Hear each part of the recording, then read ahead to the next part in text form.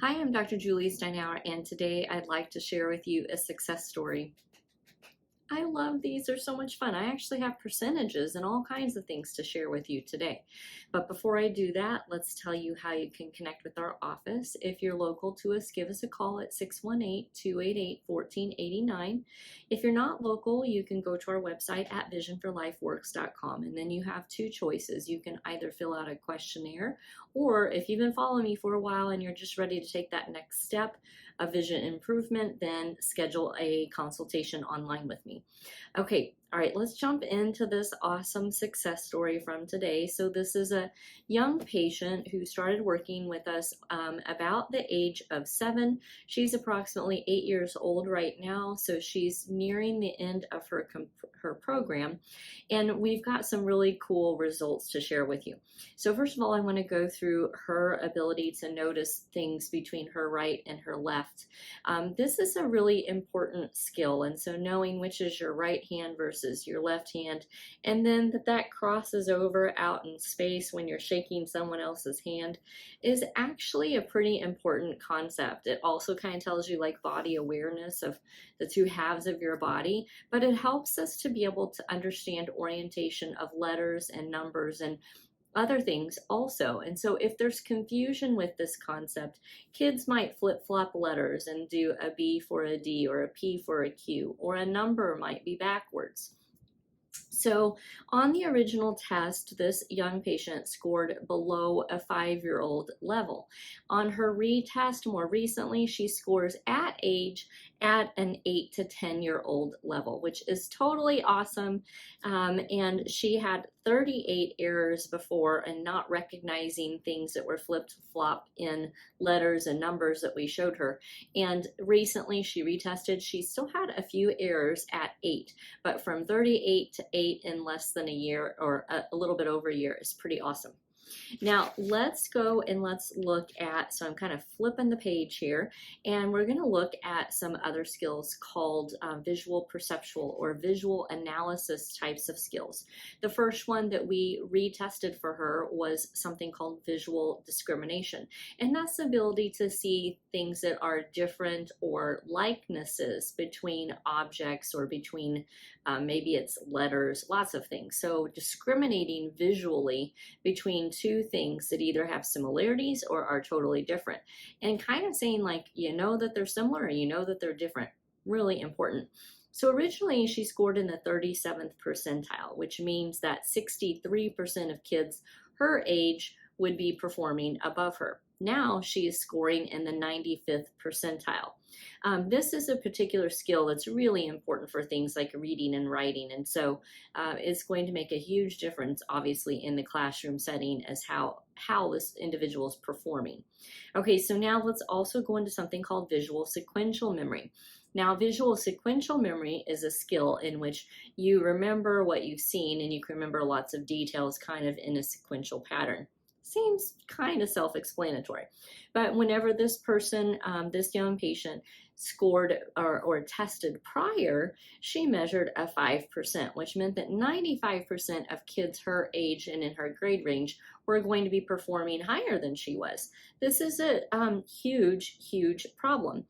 Now she retested just recently, and she measures in the 95th percentile, a total flip-flop the opposite direction, where before 95% of kids were ahead of her, and now in the 95th percentile only 5% of kids are ahead of her in their ability to perform on this particular test.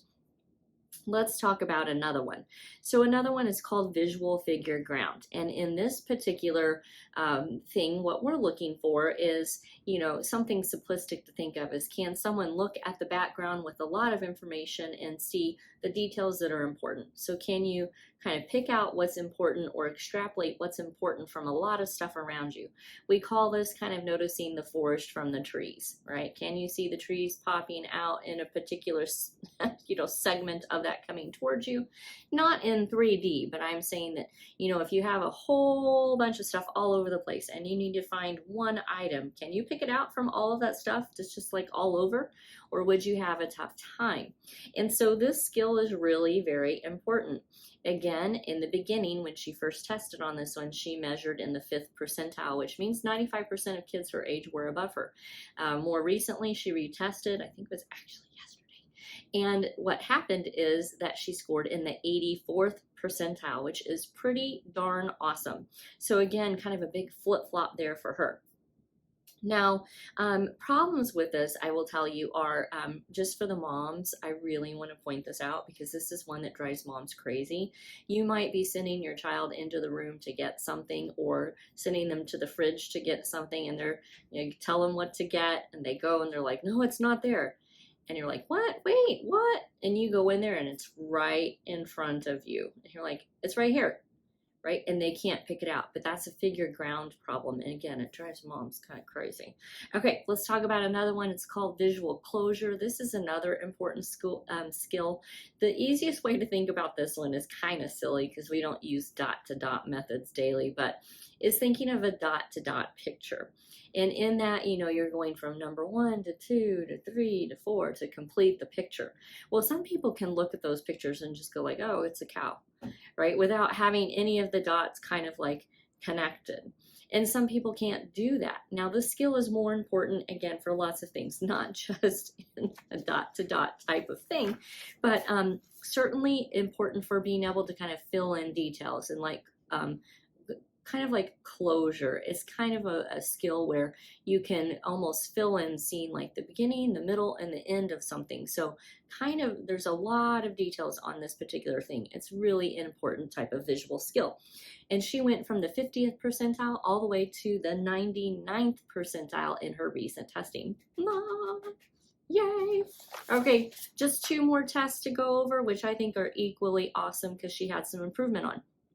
One of them being an auditory test that we perform on patients. And this auditory test, what it does is it's looking at their ability to pay attention to several things auditorily, because that's going to affect them in the classroom.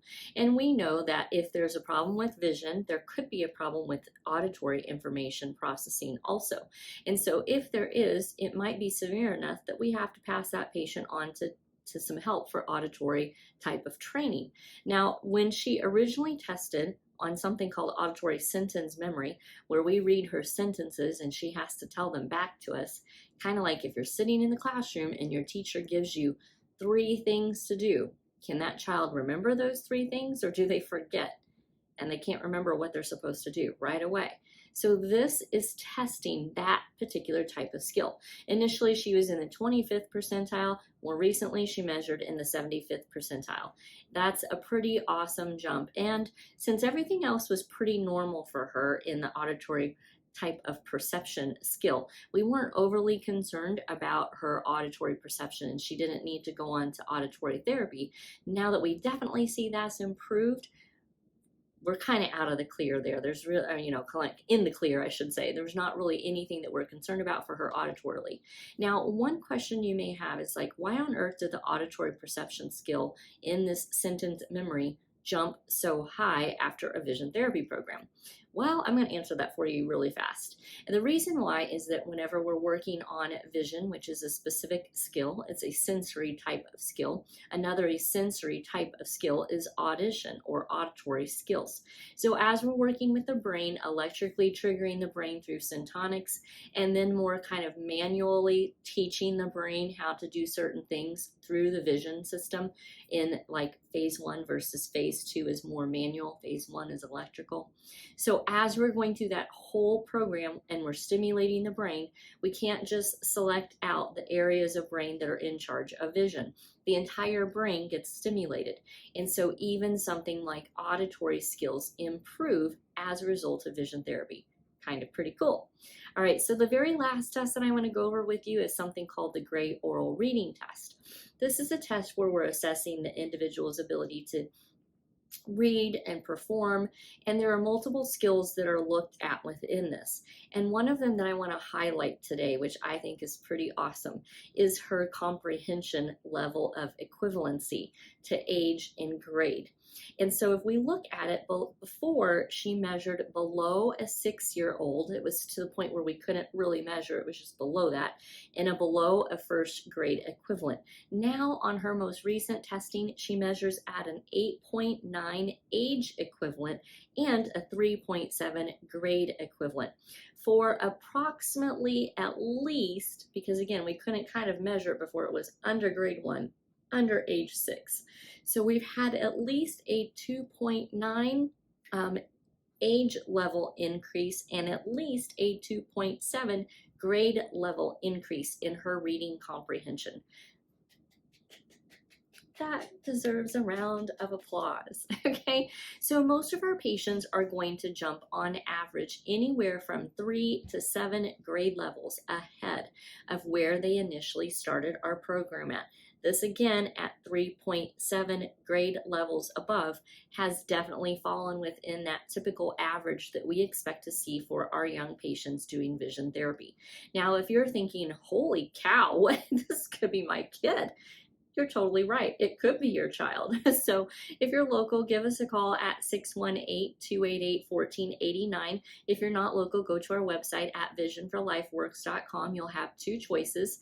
But if you're really serious and just ready to take that next step, your best choice is to schedule a consultation with me online, and we'll talk about how we can help your child. Now, if you like the video, give it a thumbs up, and also please subscribe to our channel if you've not done that already so you don't miss any of our videos. And lastly, if you feel like this is helpful, maybe you have a grandchild that this could particularly be beneficial for and you want to pass it on to mom, please pass this video on. Thank you.